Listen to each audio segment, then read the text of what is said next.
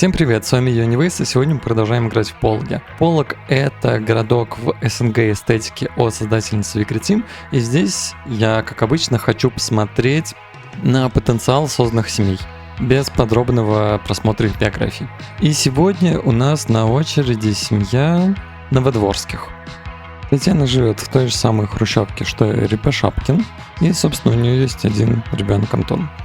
История семьи такова, что Татьяна работает певицей в Праге, где знакомится с Виктором. Потом она беременеет от Виктора, и он ее в этот момент бросает. Ну и, собственно, в уже роддоме ей Галина подменяет младенца на младенца Таганидзе. Но потом она как раз знакомится и с Рябошапкиным, потому что он является ее соседом. Правда, она совсем не понимает, что вчера произошло на свидании, потому что когда она пришла в пивнушку, там было все очень красиво накрыто, и бармен сказал то, что Валерий скоро подойдет. Она его прождала очень долго, в итоге ушла ни с чем домой, и сейчас вообще не в понятках, потому что от самого Валерия осталось романтическое письмо. И это только подтверждает ее тезис о том, что с мужчинами ей не везет, и она очень сильно, как всегда, боится обжечься. Но не оставляет надежду. Потому что вдруг у Валерии все-таки с ним что-то случилось, или, не знаю, она не может даже предположить, что это могло быть, но она не хочет, чтобы он ее бросал. А то получается, да, что если все-таки он ее таким образом разыграл и бросил, то тоже получается. Он ее предал, ее вера в людей совсем пошатнется. Ну и, конечно, третий член семьи, это орущее существо, это Муся. Видимо, тут будет закатывать концерты вместе с Татьяной. Ну и по итогу Татьяна не любит свою работу в ресторане, но хотела бы стать знаменитой певицей. И думаю, что это ее в целом цель сейчас. Потому что в мужиках она уже разочаровалась. И что ей еще остается? Ну, давай попробуем все-таки постучаться к Валерию, возможно, он сейчас дома. И ему придется найти хорошее объяснение. Но ей никто не ответит. Она, конечно, будет до последнего думать то, что, возможно, все в порядке, и он просто на работе.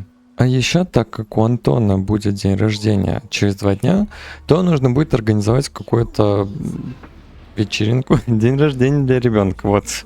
Наверное, просто в тесном кругу. Ну а кого приглашать на день рождения сына, не очень понятно, потому что отец Татьяны — это Петр Булдыгин, с которым она не в ладах, который сбежал от нее. А отец Антона, биологически, конечно, Гурам, но отец Антона — это Виктор, и его, конечно же, звать тоже никто не хочет.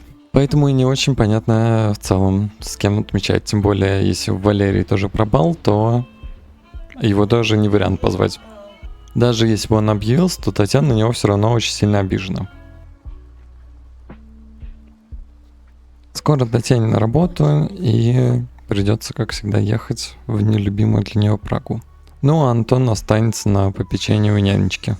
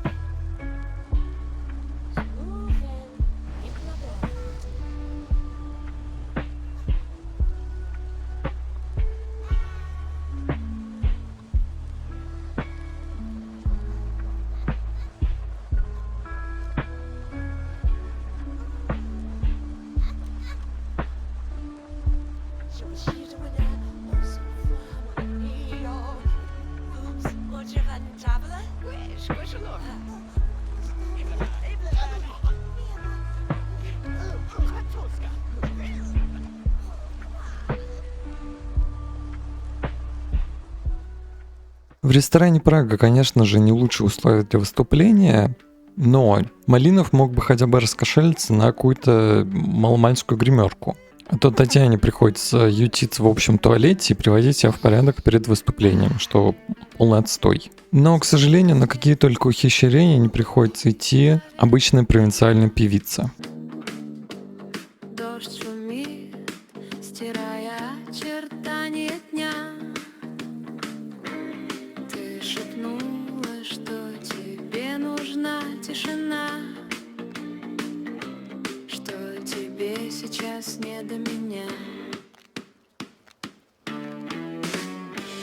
Сигареты есть, а крыши не одна. Я стою в воде, как будто мне вина. Ты писала больше, просто не звони. И в ответ тянулись гудки. Я зажгу твои глаза. Конечно же, репертуар песен у Татьяны крайне однообразен из дня в день. Но куда деваться в таких ресторанчиках, у нее одно и то же. Потому что, как говорится, кто музыку ставит, тот девушку и танцует. Собственно, ей вот что сказали петь, то она и поет. И, безусловно, она чувствует нереализованность собственного таланта, то, что ей хотелось бы сочинять собственные песни, выступать на концертах, а не вот здесь, чтобы ее кто-то продюсировал и чтобы она зарабатывала много денег своим пением. Но эта работа, к сожалению, не дает ей такого размаха, как ей бы хотелось. И она вовсе не идет к цели, но что не сделаешь только, чтобы выжить в этом суровом мире. Потому что кто-то должен кормить ребенка, оплачивать его няню, оплачивать его одежду, потом репетиторов, собственно. И богатый муж здесь был бы хорошим выходом. Но Виктор ее бросил, и теперь приходится выкручиваться как-нибудь самой. Поэтому Татьяна думает о том, чтобы начать сочинять собственные стихи. Собственно, у нее и так есть какие-то наработки, но она никогда не пробовала именно записать собственную песню. И в этом ей нужна какая-то помощь, потому что у нее нету собственной звукозаписывающей студии. А ехать куда-то в другой город для этого она не может, потому что у нее маленький ребенок, у нее работа. И такая вот запара, собственно. И, конечно, она хочет записывать песенки о любви, всякие лирические мелодии, так сказать, потому что это буквально то, что сейчас является самым популярным в целом. Идем просить наш оклад за этот день и говорит, что маловато. Малинов, конечно, совсем ее не жалует, но и терять такую сотрудницу он тоже не хочет. Но кормить обещаниями вполне себе может. Поэтому, конечно, он ей каждый раз обещает то, что он повысит ей безусловно оплату. Ну а что остается делать Татьяне? Она только верит и соглашается на это. Потому что, в конце концов, куда ей еще идти работать? Что-то, потому что за это время других ресторанов в Пологе не пооткрывалось. И нет никакой конкуренции, и невозможно пригрозить то, что она уйдет в другой ресторан или, кто знает, устраивать концерты. Ну и такая уставшая, она уже отправится домой.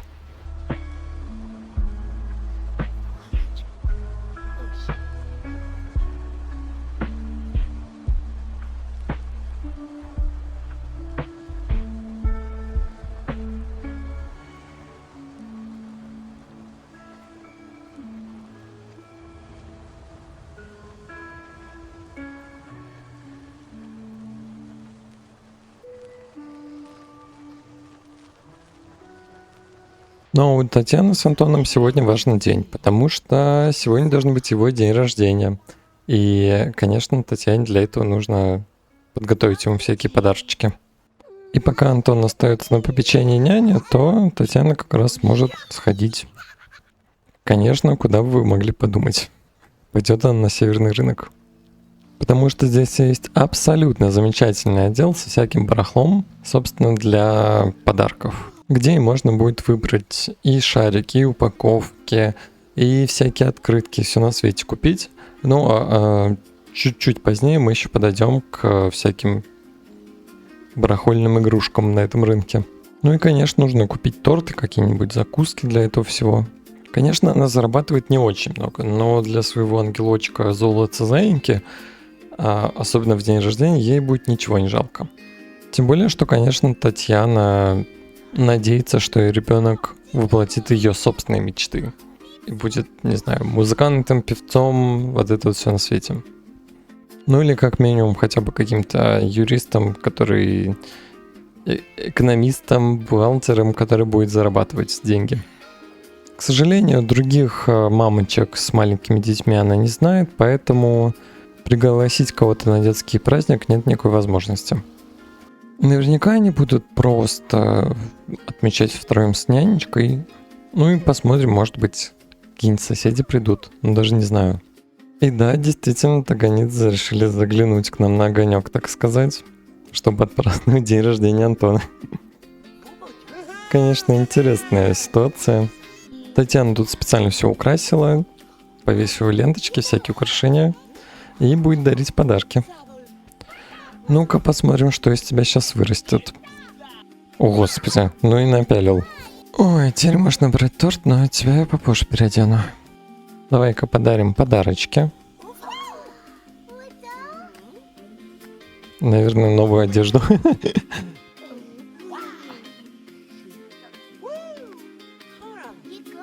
Гурам там прям отжигает на детской тусе. А она грустная смотрит на кроватку. Может, она что-то заподозрила, конечно, я не знаю, но это интересно.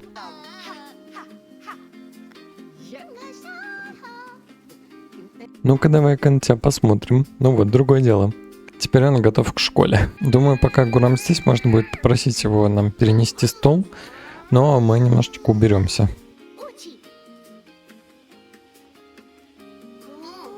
Давай-ка мы познакомимся с тетей и дядей, которые у тебя тут на празднике оказались. Она расскажет, что они тут соседи, и у нее как раз есть тоже сын, примерно такого же возраста. И то, что они обязательно познакомятся в 1 классе. Но Гурам, наверное, тоже будет расположен к, в том числе, соседским детям. Он все-таки семейник. Они довольно приятно болтают. Если бы они только, конечно, все знали, с кем общаются друг с другом, то было бы, конечно, интересно. Но это тайна, скрытая за 7 печатями. Что ж, ну уже наступил вечер, пора спать и всем расходиться. Поэтому давайте скажем всем соседям пока-пока и еще будем прощаться с нянечкой. Ну и каким-то образом из хорошей вечеринки у нас вечеринка стала катастрофой. Интересно, может это потому, что мы раньше прощались со всеми гостями?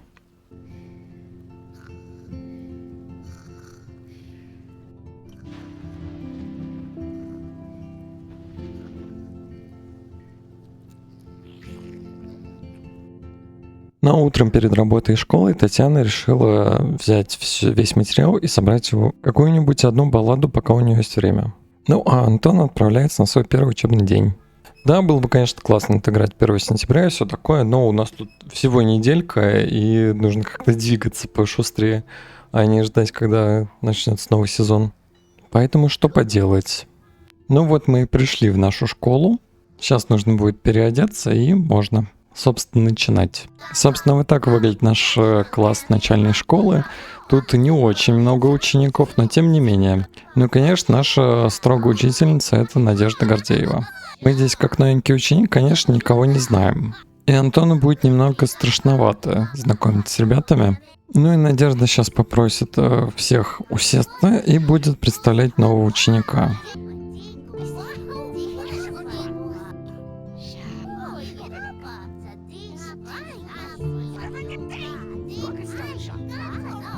Ну, ему скажут сесть рядом с Давидом, который тоже здесь новенький ученик. Антон бы предпочел, конечно, садиться один, но что ж поделать, это очень неловко, но придется слушаться. Что еще забавно, то что в итоге у 2 мальчишек любимый цвет оказался желтый. Это знак.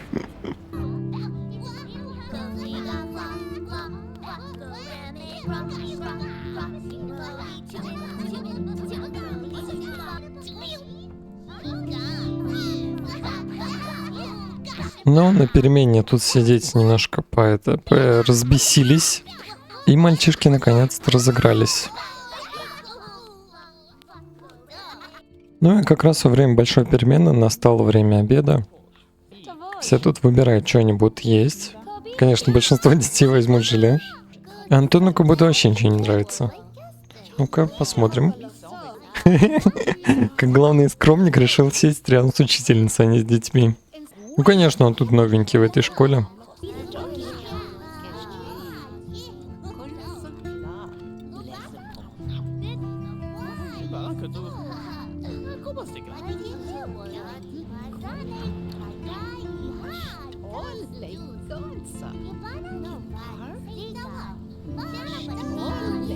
Сейчас всех, кто покушал, погонит мыть руки. Вероника ёкал меня, это как вообще сломал тут раковину? Капец. Иди рассказывай учительнице, что там натворила. Антон тут Васю пошел. Брыгается. Прибавили работы. Ну и так вот закончится первый день. Даже мальчишки немного подружились. Может, они сейчас еще сходят на детскую площадку? Учитывая, что тут идти, во-первых, от школы до детской площадки, во-вторых, от детской площадки до дома. Поэтому можно и погулять после школы немножко. Все равно у Антона еще мать на работе будет долго. Ну и как-нибудь можно будет и в гости сходить, мультики посмотреть. Вот так просто бесцельно слоняться — это любимое занятие детей. Кого ты там высматриваешь?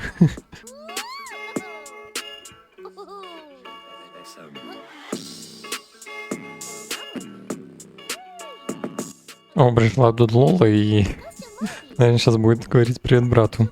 Ты сюда что пришла? Занимать всю нашу детскую площадку, а? Или как? Том подружку уже раскручивает Антона, чтобы он вылетел. Ой, все, эти подростки тут понабежали, ну их нафиг. Пойдем лучше пенальти позабиваем. То вот так всегда, как только приходят дети, сразу этим мерзким подросткам нужно все занять. Сразу тут же понадобился этот карусель.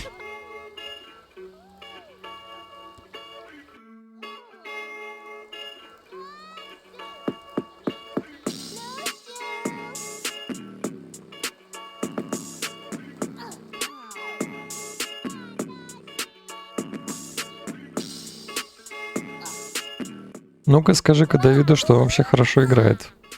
Пора отправляться домой смотреть мультики. Ну а дома, конечно, так поздно уже никаких мультиков. Его встретит строгая няня и скажет, где это он так долго был, и заставит сейчас делать уроки. Ну а сама няня тут вообще, конечно, лоботрясничала и сломала телевизор, пока его смотрела.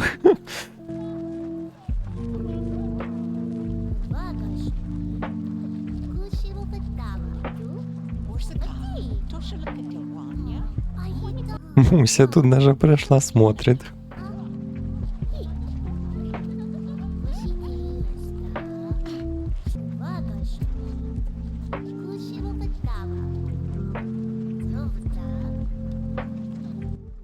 Муся, не попрошайничай.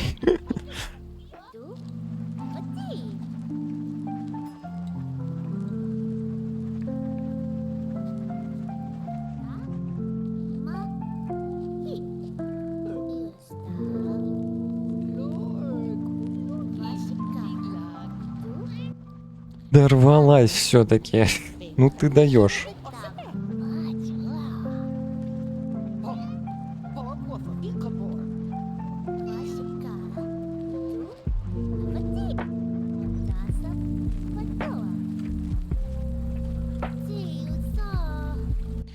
Ну что ж, придется готовить тогда что-нибудь еще.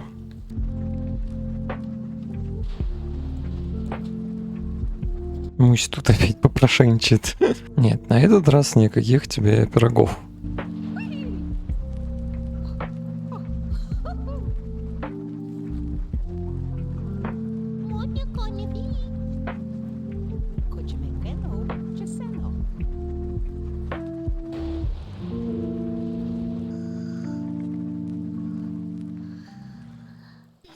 Наступило утро нового дня, и Татьяна немного обеспокоена тем, что Валерий так и не объявился. В конце концов, она решила предпринять последнюю попытку с ним связаться.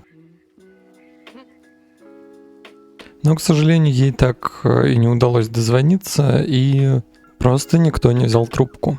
Поэтому она решила то, что, скрипя сердце, но не будет больше пытаться добиться его внимания. Пропал и пропал. Это он вот козел такой.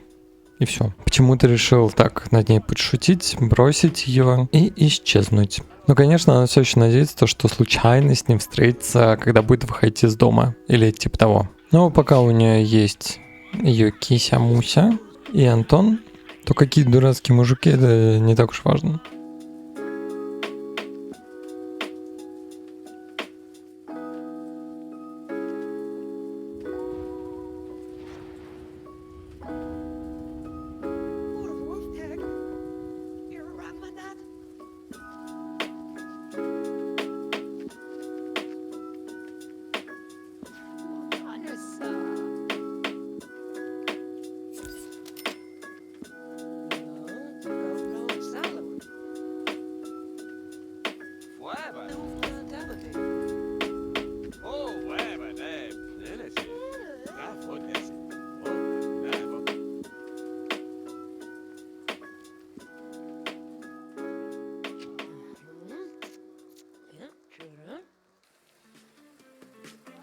Ну а на работе, собственно, все по-старому. Татьяна все так же приходит вечером и поет уже знакомый всем репертуар.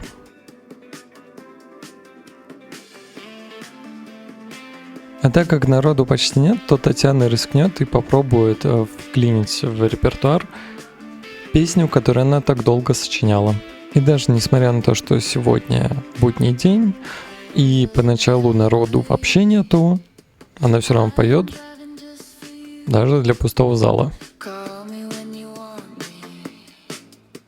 I will come and follow through. Empty streets around us. I will get you see it through. If you change your mind now, I will make it through. I'll be left here alone. Got my baby close to me. I'll be left here alone. Got my baby close to me. I'll be left. Но ей очень польстит, когда в конце рабочего дня к ней подойдет практически единственный слушатель и скажет, что ему очень понравилась ее песня. Он представится как к вам и сказал, что он уже не раз ходил в этот ресторан и слушал Татьяну, но никогда не слышал эту песню. И он тоже начинающий артист, ему очень понравилось, и спросил, где можно послушать ее песни. На что Татьяна скажет, что у нее еще нету записанного альбома, но она очень бы этого хотела. И к вам тогда скажет, что у меня есть друг, у которого есть записывающая студия. Почему бы вам не попробовать связаться и не записать эту песню? Я дам его номер, и если вдруг захочется, то давайте попробуем. На что Татьяна, конечно, согласится, она будет очень рада. И думаю, завтра как раз она попробует это сделать.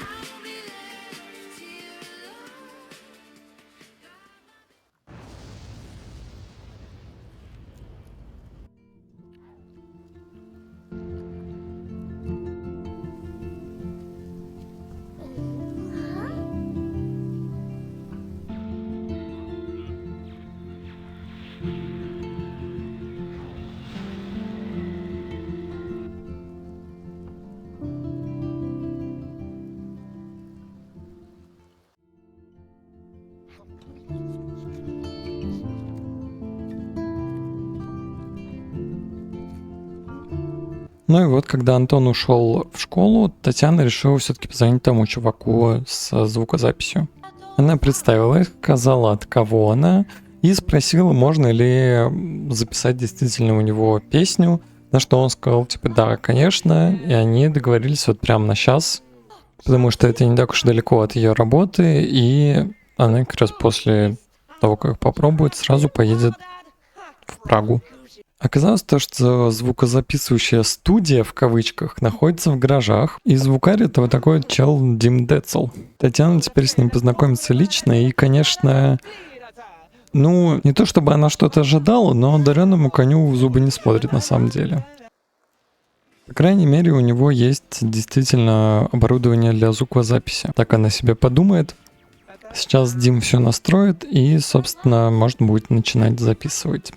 Для этого здесь оборудована вот такая вот комнатка, импровизированная, конечно же, с матрасом для шумоизоляции и старыми окнами, которые все огораживают. Ну и здесь, можно сказать, Татьяна впервые начнет свой путь независимой певицы. Конечно, она думает, что лучше бы это был бы какой-то сразу продюсер и лавры, и большие концерты, но нужно с чего-то начинать, нужно что-то показывать. Тем более Дим сказал, что может для нее сделать как раз-таки музыку, и у нее будет полноценная песня с музыкой. Как будто мир ушел в ночь. Тебе сейчас совсем не до любви. Тебе сейчас совсем не до любви. Тебе не до любви.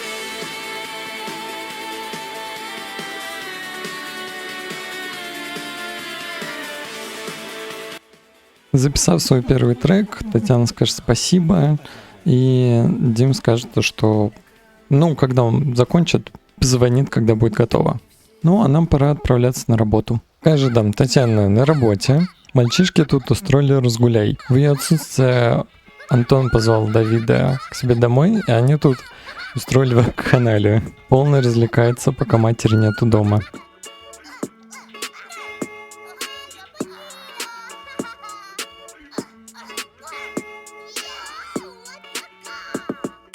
Давиду вообще очень нравится вся жизнь Антона. У него так много игрушек, классная кошка. Еще никто и не надоедает, и матери практически не дома. Тут эта нянечка, которая только помогает, а не ругает. В общем, можно жить на широкую ногу.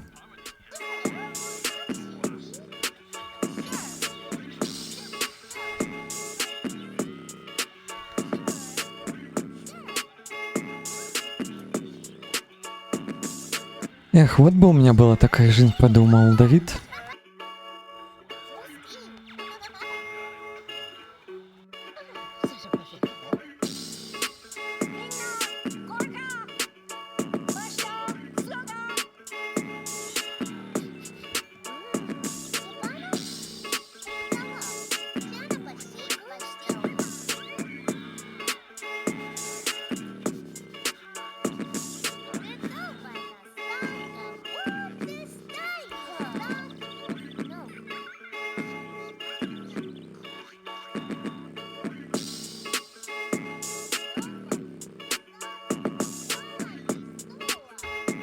Но уже поздно, пора прощаться, поэтому Давид отправляется к себе, с грустью посмотрев на этот прекрасный дом. Но Антон этого не заметил.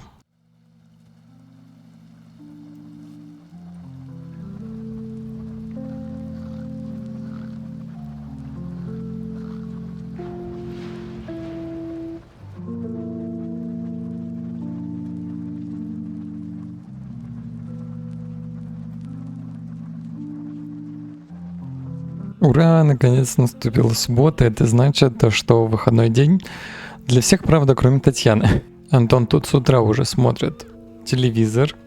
Это должны быть воскресные, нет, субботние мультики, получается. Татьяна должна будет ему сделать завтрак и отдать на попечение нянечке перед работой.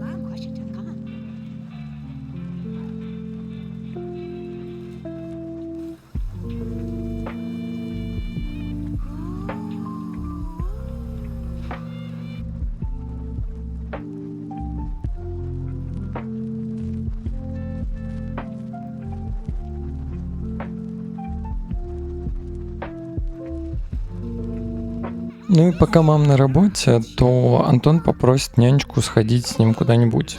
Она, конечно, будет говорить не-не-не-не-не, без нее мы никуда не пойдем. Но ему просто очень хочется сходить к Давиду даже в гости, раз уж он его приглашал. Она, наверное, скажет то, что в гости мы не сходим, но можно куда-нибудь попробовать выбраться в парк, например.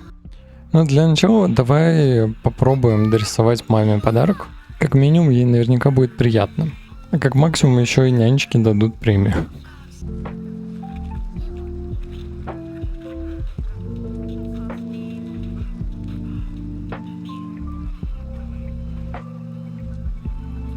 Вот такой рисунок получился. Не знаю, что это. Наверное, семья. Давайте его повесим где-нибудь здесь, например. Ну и уже вечером они пойдут не в парк, а в магазин.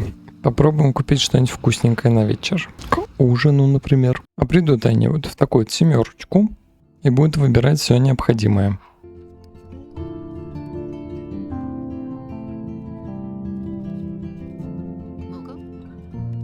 Здесь же неожиданно окажется Тимур. Антон не очень с ним знаком, но Давид ему рассказывал. И пока нянечка тут будет выбирать продукты, он может с ним немного поболтать. О, собственно, вот самый Давид. Но уже, к сожалению, поздно, и всем пора домой. Поэтому они сейчас отправятся тоже с нянечкой домой. Жаль, что не получилось уговорить ее поиграть вместе у Давида, но они еще встретятся. Но после закрытия ресторана, когда Таня уже соберется уходить, ее здесь вдруг встретит Булдыгин. Оказывается, он как раз здесь ее поджидал, когда она закончит, потому что он все-таки хочет восстановить с ней отношения. Она, конечно же, очень удивится, спросит, типа, ты что здесь делаешь? И зачем он вообще пришел-то? Но будет видно то, что он вышел, видимо, из пивнушки и уже довольно-таки поддатый будет в своем покаянном состоянии извиняться перед ней и просить прощения. Ну, Татьяна попросит не устраивать здесь сцены, особенно перед всеми на работе, и скажет то, что, ну, допустим, она может с ним встретиться, но не сейчас. И вообще не в таком состоянии. Петр будет вообще не в восторге от этого. Но это на самом деле не ее проблема, ее дело предложить, и раз уж он сам тут извиняется и все такое, а его дело отказаться, если что. Поэтому она просто уйдет. Тяжело, конечно, когда у тебя отец алкаш, и он так вот еще позорит и перед другими тебя, устраивая пьяные разборки. Бросив ее в детстве, неужели он и правда думает, что можно искупить вину? И она сказала то, что может с ним встретиться, чисто только чтобы прекратить весь этот пьяный бред.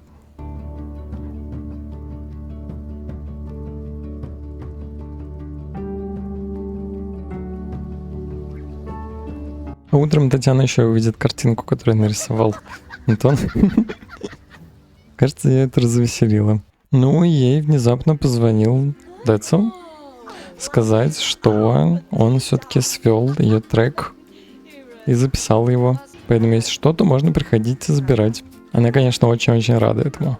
Поэтому обещала то, что как можно скорее к нему забежит. Ну а Антон будет очень сильно просить маму сходить в гости к Давиду. Потому что нянечка не разрешает. На что он скажет то, что сегодня работает и, к сожалению, ничего не получится. Да, твой подарок не сработал. Очень жаль, такой был план гениальный. У нас сегодня и без того много дел, поэтому придется прям попросить нянечку быть с самого утра. И сейчас пойдем за нашим треком.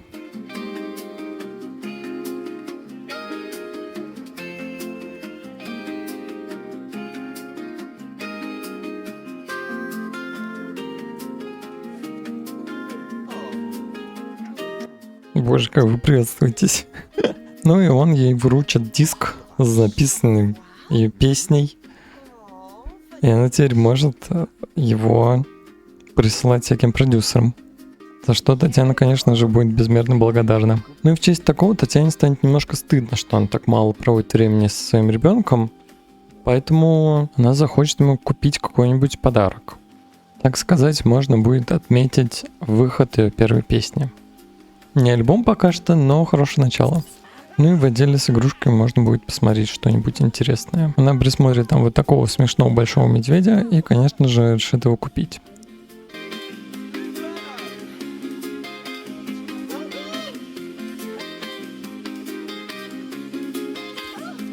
Ну и после работы можно будет подарить этого медведя.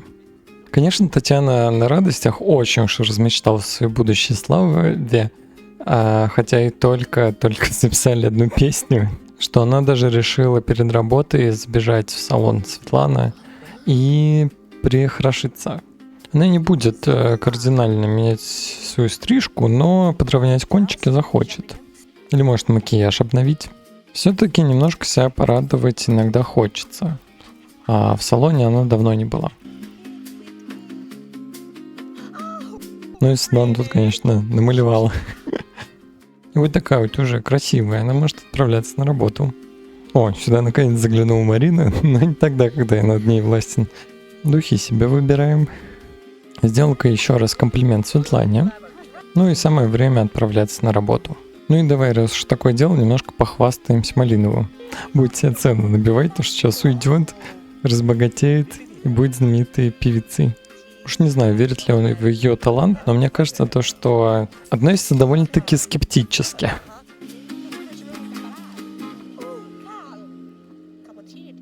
Эх, и как всегда, никакой прибавки к зарплате.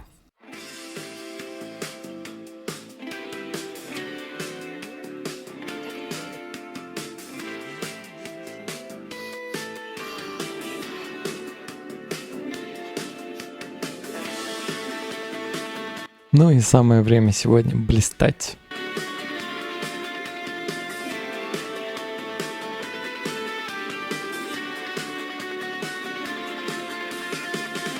Я шла домой в конце дня.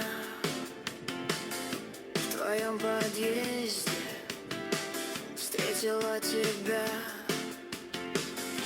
Ты вдруг молчишь, смотришь в пол, как будто мир ушел в ночь. Тебе сейчас совсем не до любви. Ну и после работы Татьяна хочет положить подарок Антону. И утром он проснется и увидит его. Но придя домой, ее, к сожалению, встретится такой цирбор. Оказывается, это милиция даже не к соседям, а к ним. Она увидит, как милицейский ругается с нянечкой и спросит, а где же Татьяна Подворская. Ну и от него она узнает то, что Валерий пропал без вести. И она оказывается сейчас главная подозреваемая. Все как обстрел, без пощады внутри. Конечно, все очень сильно волнительно. И ее вызвали давать показания. Но она надеется, что все обойдется. Но теперь стало ясно, что же произошло с Валерием и почему он так внезапно пропал. Вот так прошла неделя у Новодворских. Спасибо большое, что посмотрели. Ставьте лайки, пишите комментарии. И увидимся в следующих видео. Пока!